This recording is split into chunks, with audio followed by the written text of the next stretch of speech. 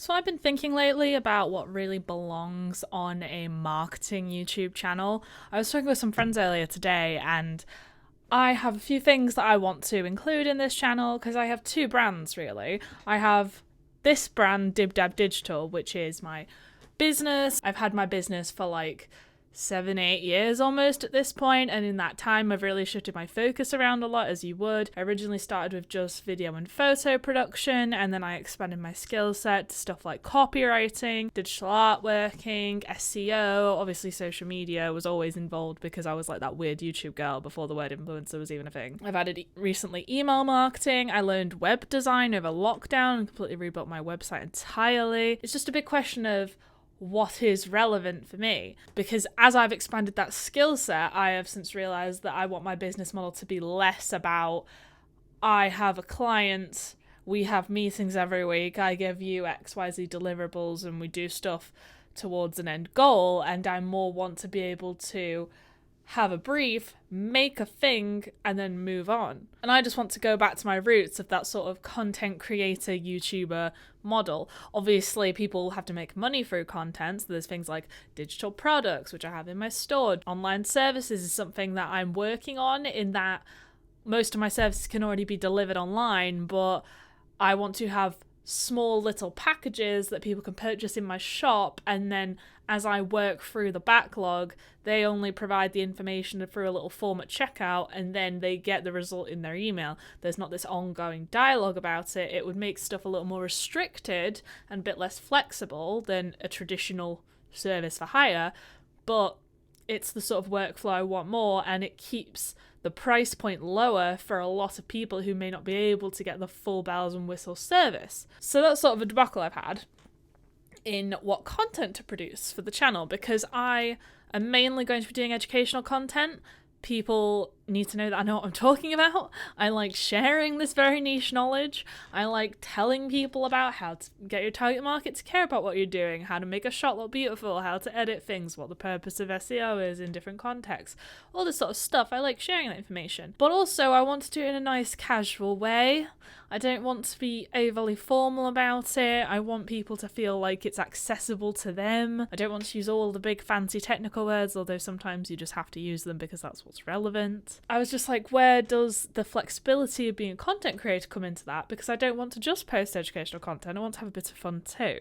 Like, I said on a live stream the other day that I didn't realise it'd gone very janky, so I imagine most people aren't going to get that far into it, because the audio is good, the visuals are very, like, frame droppy and whatever. Check out my live streams playlist if you want, but that one's more of a podcast at this point. But I was talking a lot about how I really want to learn how to be an artist, because it's always been a bit of a failing of mine that I can do digital artworking, which is moving pre-existing elements around like photos and some text and maybe a graphic that has been handed to you, and putting those together to make a poster or a wider social media post or a leaflet or album cover, something like that. That's digital artwork. He's putting these bits together. But I want to be able to create digital art, like draw, like anime. I'm a massive weeb, so I want to be able to draw cute little anime girls, and I want to be able to put them on pins and put them on keychains. I have dropship products that the act of drop shipping itself makes something more expensive for the payoff of not having to retain stock. It sort of puts a barrier to customers buying it anyway, and the products are less customizable when you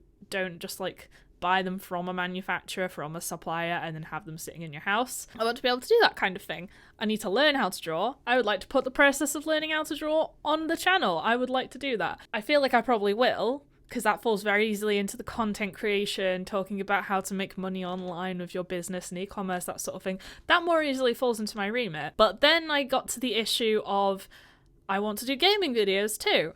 Now, this is where my other brand comes into it. It's not a brand I've really put a lot of time and effort into ever. I kind of let it go die a few years ago, but I still consider it to exist in my brain. It's called Deborah's Dough, and it's called that, although most people read it as Deborah's Do. But it's called Deborah's Dough because I am a Taekwondo martial artist. I'm a second Dan in ITF, Chang Hong style Taekwondo, all the little niches you want to talk about. I post content about fitness and my gym stuff and competing, like all that kind of fitness related things goes on Deborah's Dough. And I intended for that to be my more casual anything goes platform. You know, some people just have lifestyle and record what they do and there's no rules. But since I'm blurring the lines of what's going to be formal and casual content with my business anyway, I feel like categorizing gaming into one of these two channels I have, it would more easily go in the techie-based one, which is Digital. Like, gaming's our digital media. It makes sense in my mind. But gaming content is very different from the sort of audience who are looking to learn about marketing. But I think that actually those people are very samey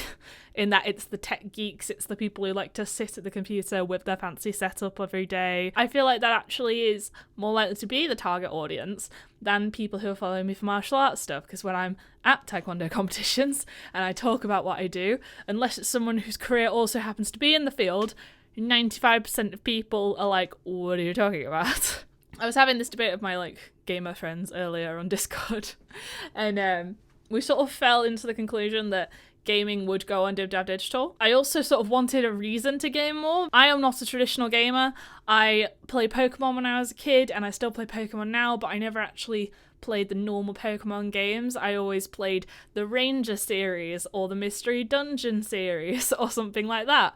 I never really did normal Pokemon, and I play Pokemon Go now. I like fantasy RPG style stuff, and then also things that technically probably are just categorized as strategy games, but I like to call them automators because it's stuff like Slime Rancher, City Skylines, Don't Starve Together. I'm sure Don't Starve is good too, but I've only played Don't Starve Together. And it's like you build the processes and then you just let it chug along to get the achievements. I like that sort of stuff. There's a lot of times where I can't really find it in my day to be worth gaming because I'm the sort of person who wants to set that up and let it chug along, and I need to use my device. And a lot of the time I'm doing stuff that the device couldn't handle gaming and editing and browsing online and all that. But I don't want to just game on the holidays anymore. If I make it a way to potentially in the future monetize my channel and then also more casually reach a potentially interested audience, I feel like that would be a really good way to do it. My birthday's coming up and I might experiment with this because I'm the person who really celebrates my birthday. And this year I don't really have anything I especially have jumping out that I want to do. All the people I'd want to do stuff with are like poor and I am going to be a little poorer than usual this month for reasons that I'm not going to go into because that's its whole own video as well. But I might, for my birthday, because my boyfriend who I recently moved in with is going to be working and he works night shifts, so I won't even see him because I'll be asleep. I might just do a really long birthday live stream gaming and seeing what happens with it. I think if I'm going to do anything, I could do City Skylines because I could play that all day. But when City Skylines is going well, I kind of just leave it to chug.